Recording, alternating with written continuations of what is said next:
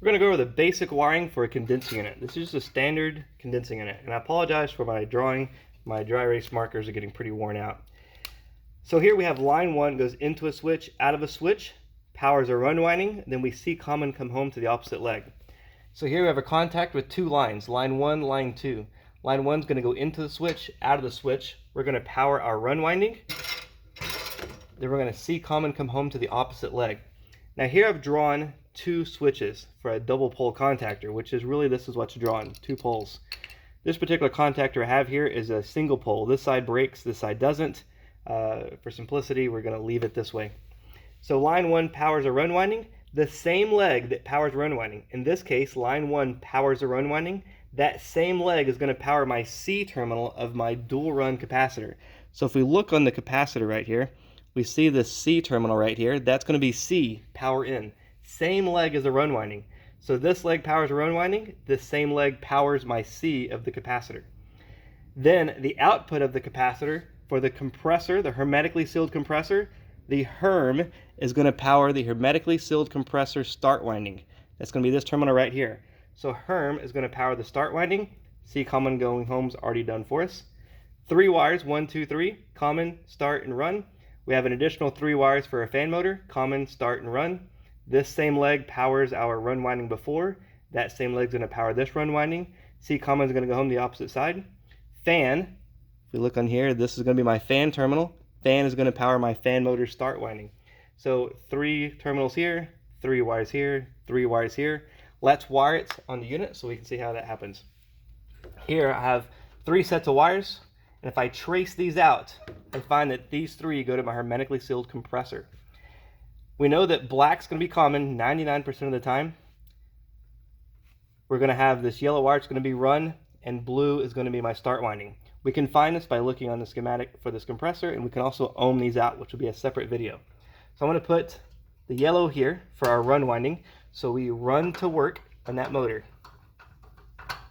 So here's the run winding, into the switch, out of the switch, we run to work on the compressor motor, then we do work right here, inductive load, and then we see common come home to the opposite leg. So here's my black wire, the common wire, it's going to see common come home to the opposite leg. Now that circuit is done. Now I have the same leg that powers run winding, that same leg has to power my C capacitor. So here's our common leg, this is my run leg, this leg has to power my C capacitor. So here we have the C capacitor. I'm going to hook the wire right there. So now we've powered our dual run capacitor, and then our third wire is going to be Herm going to the hermetically sealed compressor start winding. So here we have Herm. This wire is going to go right here. Now these 3 wires, 1, 2, 3 are done. 1, 2, and 3. This wire powers my capacitor. This is that extra wire. So far so good. I should have 3 wires left, 3 wires left, and 1 terminal left. So let's follow our schematic. The same leg that powered the run winding is going to power this run winding. You can ohm these out, read the schematic, but we know that black's going to be common, brown's going to be start for fan motors, so that leaves yellow for run. This is my other run terminals, so I'm going to put this wire right here with the other runs. I'm going to then see common come home to the opposite side, so black is C for common. And then I have to power this start winding from the output of the capacitor. So here on the capacitor, I find where it says fan, F-A-N, and I'm going to wire this start winding right here.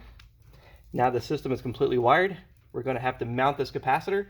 I want to mount this capacitor metal to metal to metal and upright when possible, so that any of the oil that's in here keeping that capacitor cool is going to be at the bottom.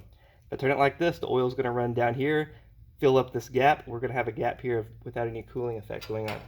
So we're going to mount this capacitor right in here like so.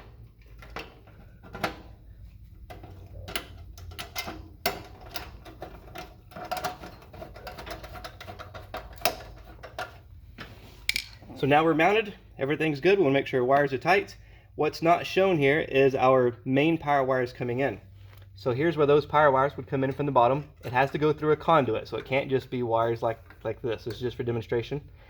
1 wire is on one side, 1's on the opposite side. This isn't labeled. This could be line 1, this could be line 2, or this could be line 1 and this could be line 2. Or you can swap these. It does not matter because it's alternating current.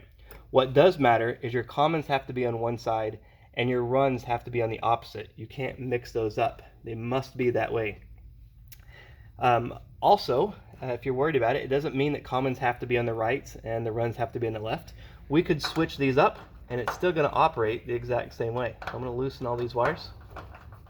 So I'm going to take the two common wires off first. That's the easiest to keep up with. The two black wires go together.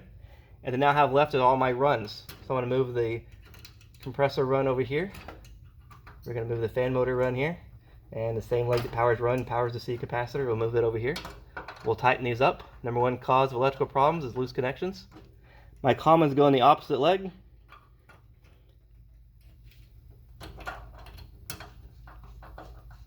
And now we're set. So don't get hung up on they all have to be on the right or all on the left. It's alternating currents. Changing direction 60 times a second. As long as our commons together, our runs on the opposite side, we're going to be fine. Same thing with these. They can be either direction. Now what I want to do clarify is this wire that I grabbed has a black wire and a white wire. Electricity doesn't care. One's one line, one's the opposite. They're changing directions, which way they're flowing constantly. However, some codes do not allow you to use a white coded wire for the condensing unit because they designate that for a neutral for housing. So you may have to either cover this wire in a different color or use the proper wire depending on what code you're in. Another thing I want to point out is this is a double pole contactor, which is I've drawn here, two switches. This is a single pole. I'm only breaking one side. This side is what you call a stent. It stays connected all the time. It's okay. We'll have another video on how to swap these out, but this is a double pole, single pole. The other difference is this is my low voltage load. This is my low voltage load. So if we separate this is my electromagnet. Power in, power out, doing work. All they've done is taken these two terminals and put them here on the side instead of across. So you can ohm these out with your meter and see that this is a load.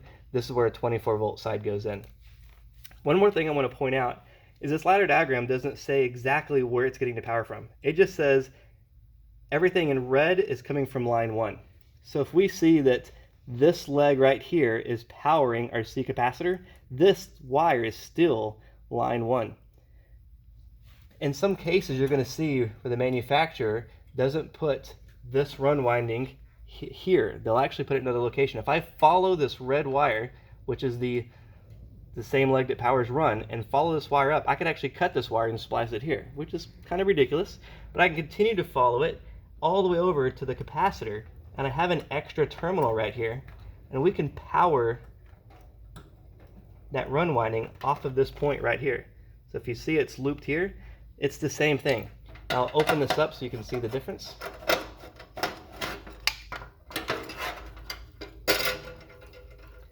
So this leg powered my run winding.